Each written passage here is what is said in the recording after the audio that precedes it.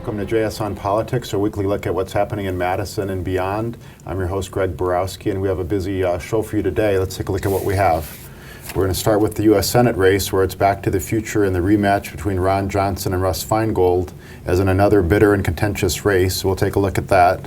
Then we'll turn to the presidential field, where voting starts in less than 2 weeks in Iowa.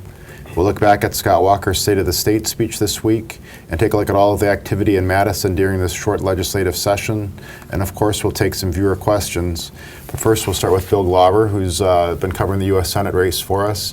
We had out today the latest budget, fiscal estimates for kind of where we stand, and you sort of touched on that before, on how that limits what the governor could talk about in the State of the State speech. But what do these new numbers show? There's less of a surplus than the small surplus we anticipated. Is that a summary that people can take away?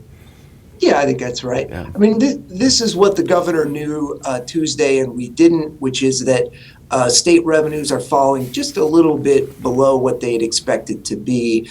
And, normally in many states, this would not be a big deal. But in Wisconsin, we really budget to leave only the smallest possible financial cushion. So even a very small downtick in what we expect our taxes to be does matter for Wisconsin for that reason. So, again, this is why you saw the governor talking in terms of $1 million here or $1 million there, rather than some of the big sweeping proposals that he put forward in his first term.